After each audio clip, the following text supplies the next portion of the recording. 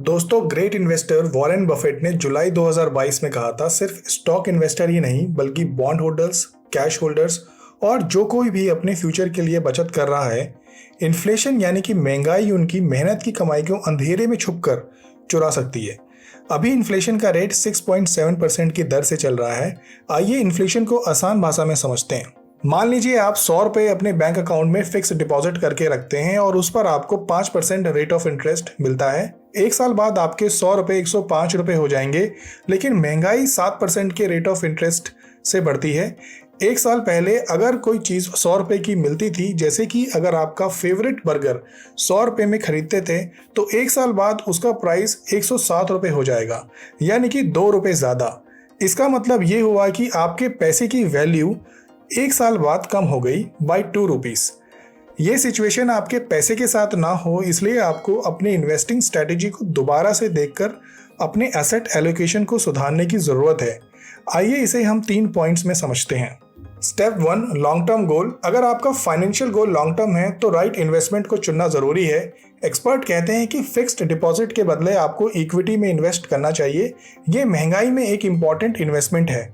अगर fixed deposit, bonds और equity को कंपेयर करें तो महंगाई में इक्विटी ज़्यादा प्रॉफिट देने की पोटेंशियल रखती है। जब शेयर मार्केट में लॉस होता है तो स्मार्ट इन्वेस्टर इस अपॉर्चुनिटी को यूज़ करके हाई क्वालिटी बिजनेस में इन्वेस्ट करते हैं लॉन्ग टाइम के लिए, और जब सब कुछ नॉर्मल हो जाता है तो वो अपने शेयर्स बेचकर अच्छा खासा पैसा बना लेते हैं। अगर आप लॉन्ग टर्म के लिए इन्वेस्ट करना चाहते हैं तो आपको पहले से ही प्लानिंग करके इन्वेस्ट करना चाहिए। इन्फ्लेशन आपके फ्यूचर को बर्बाद ना करे, इसके लिए इक्विटी को चुनें और मार्केट में एक कदम आगे बने रहने के लिए हमेशा तैयार रहें। इन्वेस्टमेंट की दुनिया में टाइमिंग ही सब कुछ है, और जब मार्केट में सुधार आता है तो टाइम सबसे इंपॉर्टेंट है। इस टाइम में हाई क्वालिटी बिजनेस में सस्ते प्राइस पर लॉन्ग टर्म के लिए इन्वेस्ट करके प्रॉफिट कमा सकते हैं। आपको ट्रेडिशनल सोच से अलग होकर इक्विटी इन्वेस्टमेंट में सोचने की जरूरत है। इसलिए एक्सपर्ट का भी मानना है कि अगर आप इक्विटी में इन्वेस्ट करते हैं तो इन्फ्लेशन आपके प्रॉफिट को नहीं खा सकता। Step 2, relocate your future goals. आप अगर शॉर्ट टर्म गोल्स के लिए इन्वेस्टमेंट कर रहे हैं, जैसे कि वेकेशंस, होम रेनोवेशंस या कार परचेस, तो इन सब चीज पर इन्फ्लेशन का असर पड़ सकता है।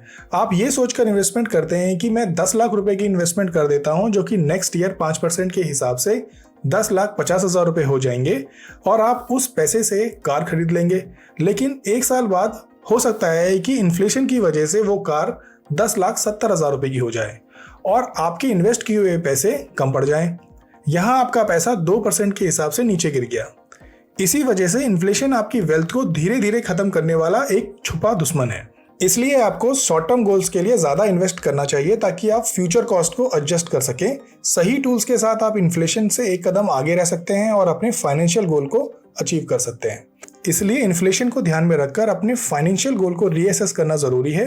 एक अच्छी ऑनलाइन कैलकुलेटर जैसे कि रिटायरमेंट कैलकुलेटर या SIP कैलकुलेटर की हेल्प से आप अपना इन्वेस्ट किया हुआ पैसे की फ्यूचर वैल्यू आसानी से कैलकुलेट कर सकते हैं। Step 3, fixed income instrument. अगर आपकी इनकम इन्फ्लेशन के कारण बढ़ते जा रही है तो आप कुछ रुपया फिक्स्ड डिपॉजिट में इन्वेस्ट कर सकते हैं, क्योंकि आजकल इसमें 7% से 7.50% तक इंटरेस्ट मिल रहा है, जो कि काफ़ी अच्छा इंटरेस्ट रेट है इन्फ्लेशन के हिसाब से। दोस्तों, इन्फ्लेशन हमारे पीछे है और रेट ऑफ इंटरेस्ट एकदम ऊपर पहुंच चुका है। इसका मतलब यह है कि अब आपको अपने पोर्टफोलियो में फिक्स्ड इनकम ऑप्शन का ज़्यादा से ज़्यादा हिस्सा एलोकेट करना चाहिए। और जो लोग लंबे टाइम तक वेट कर सकते हैं वो 3 साल तक इन्वेस्ट करके बड़े प्रॉफिट के साथ लॉन्ग टर्म कैपिटल गेन के बेनिफिट पा सकते हैं। तो अब आप अपने ऑप्शंस को ध्यान से विचार करें और अपने पैसे को आपके लिए काम पर लगाएं। सो दोस्तों, ये थे 3 स्टेप जिससे आप इन्फ्लेशन को बीट कर सकते हैं। आई होप आपको वीडियो अच्छा लगा होगा। वीडियो को लाइक करें, शेयर करें, सब्सक्राइब करें और बेल आइकन को दबाना ना भूलें। जय हिंद।